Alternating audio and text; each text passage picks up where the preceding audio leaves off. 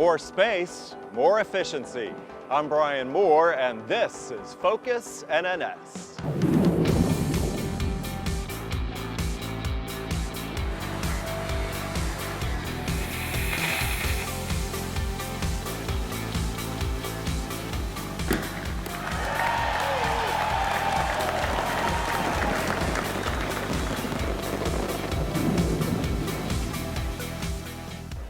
We're here at the new 500,000 square foot West Park Warehouse complex. It's Newport News Shipbuilding's latest effort to reduce costs and increase material availability. We'll show you more of this facility coming up a little bit later. Plus, more milestones for the Virginia-class submarine program. We'll have the latest on Indiana and Warner. And out of the classroom and into the future, as these local high school students explore the opportunities that await.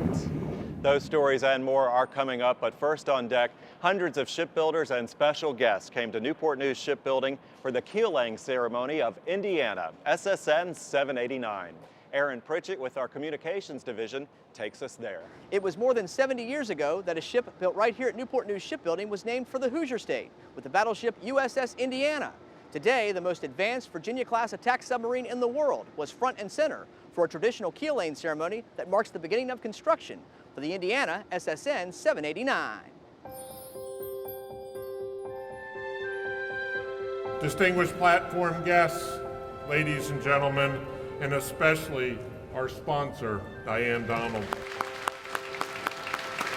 It is my privilege and great honor to welcome you to the keel laying ceremony for the Virginia-class submarine Indiana, SSN 789.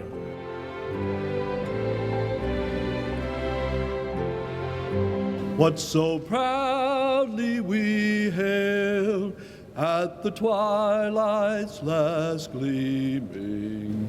Heavenly Father, thank you for bringing us together to celebrate this glorious milestone for the mighty warship Indiana, SSN 789. The submarine Indiana marks the second time that Newport News Shipbuilding has built a ship named after the Hoosier State. While many things have changed with shipbuilding in the 76 years since the battleship Indiana's keel was laid, one thing still holds true to this day is the pride and commitment of her shipbuilders both here in Newport News and at Electric Boat. The submarine Indiana is our 16th Virginia-class submarine. Directly behind me is a portion of her bow section. While this is just one small piece of the submarine, it gives you a glimpse of just how incredibly complex and massive these 21st century machines are. I've stood here now at multiple keel layings, and I never cease to be amazed at what you and your team accomplish.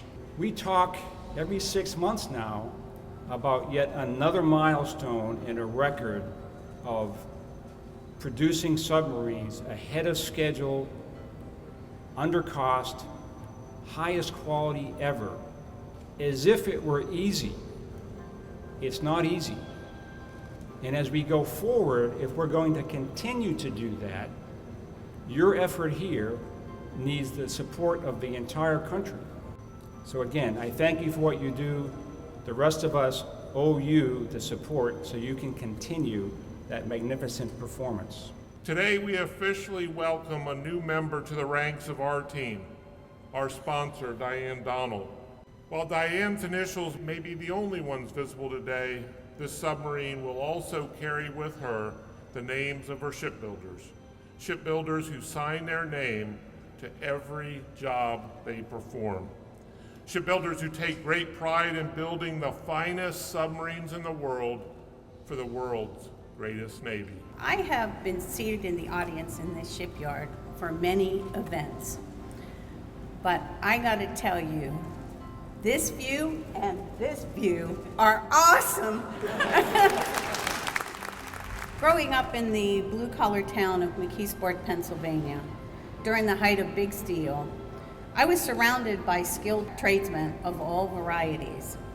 This is where I learned a true appreciation and respect for the challenge of building things, complicated things, with your hands and under difficult conditions of weather, confined spaces, and the constant dangers of even the most modern heavy machinery. I extend that same admiration and respect to the shipbuilders here today who represent the thousands who will do their part to build another world-class submarine for our great nation.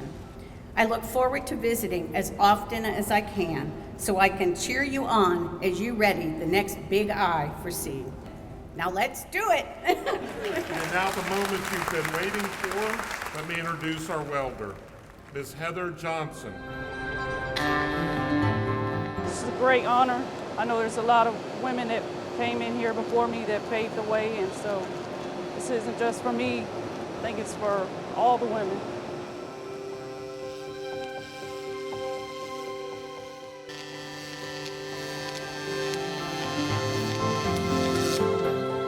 I hereby declare the keel of this United States submarine, Indiana, truly and fairly laid.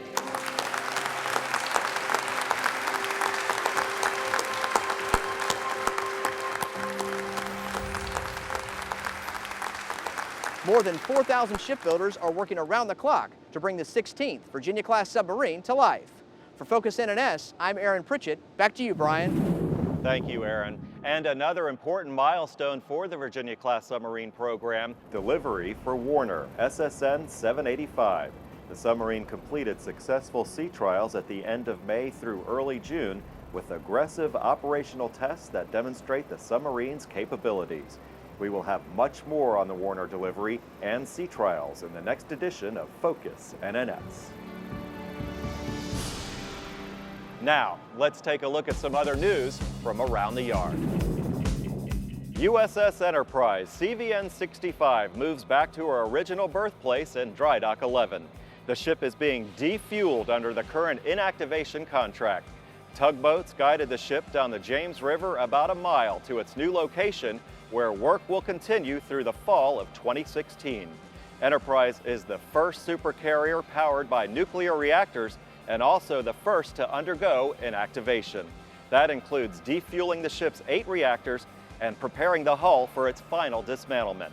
USS Enterprise was built at Newport News and joined the Navy's fleet in 1961.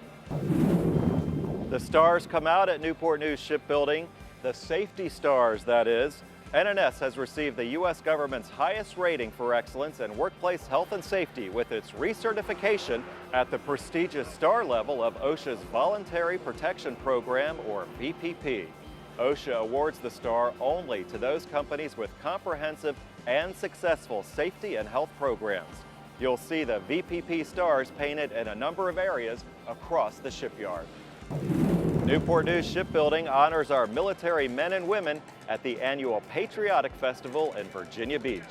Volunteer shipbuilders work the NNS booth during the festival, held on the final weekend of May. They talk to festival goers about the shipyard, career opportunities, and the amazing work of shipbuilding. This is the 4th year NNS has sponsored the annual event. Well, as we mentioned earlier, this is the new Newport News Shipbuilding West Park Warehouse Complex in Hampton. Hampton Mayor George Wallace joined Newport News shipbuilders to cut the ribbon, officially opening the new 500,000 square foot facility during a small ceremony on June 5th. The new warehouse provides Newport News Shipbuilding with increased storage capacity and room to execute several changes to procurement and logistics strategies. The idea is to reduce overall costs, increase material availability, and better support programs across the shipyard. It will also allow NNS to move some outside storage indoors, which will provide a better working environment for our people and will better protect material. Everybody's excited because it's a brand new facility. It's very nice. And we're just looking forward to having organization all under one roof. So they are very excited, very pleased. 60 to 80 employees will relocate to the warehouse complex. Well, it's a chance for high school students from all over Hampton Roads to get out of the classroom and into a world that opens their eyes and inspires their minds. Hundreds of local students recently gathered at Christopher Newport University to find out about the many careers that await in science, technology, engineering, and math disciplines. Our guest correspondent Danielle Saunders has the story. For high school students, trying to decide what they want to do with their life can be a bit overwhelming. But thanks to Newport News Shipbuilding Career Pathways Engineering Days, that decision might be a little bit easier. This is a STEM event to open the kids' eyes to engineering. Christopher Newport University's Freeman Center served as the perfect setting for high school students to discover all of the possibilities and innovations that are available to them right here in their own backyard. Move this piece around. It's thanks to a partnership of businesses like Newport News Shipbuilding, NASA, and Jefferson Lab that are committed to giving back and investing in the future. Within a 15-mile radius, all of those organizations exist. You have the opportunity today to learn so much about a field we so desperately need folks to fill for us. So take advantage of the day, ask a lot of hard questions. This is your opportunity to really get a feel for what STEM is all about. It's important for outreach, and I think just like Newport News Shipbuilding, all the industries feel that it's important to build that pipeline of the next generation of employees. The students spend the day at many different tables, learning the many facets, possibilities, and exciting things that each of the companies are doing related to STEM. When you hear STEM, you might not even think about what the acronym means, but it encompasses a lot of stuff. I think broadens their horizons, or broadens their interpretation of what engineering can be. It's actually making me more interested in the mechanical field and physics. It shows the importance of math in school, and I think that's really important for kids to succeed. And no event would be complete without a little friendly competition like turning this duct tape into a boat.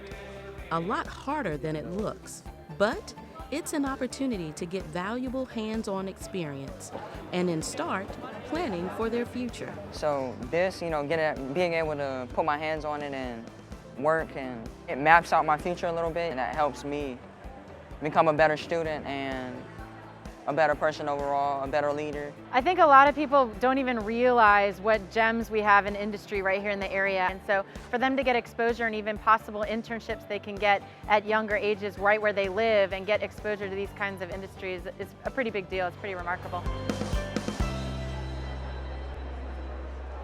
Engineering Career Days has certainly grown over the years, providing a variety of opportunities in the field of engineering for high school students who excel and are working towards the career of their dreams. For Focus NNS, I'm Danielle Saunders. Back to you, Brian. Thank you, Danielle. Well, that's going to do it for this edition of Focus NNS. Make sure you check out all the latest news in our weekly publication Currents and in the latest edition of Yardlines. And if you have a story idea for Focus NNS, email us at focusnns@hii-nns.com. Thanks so much for watching. I'm Bryan Moore.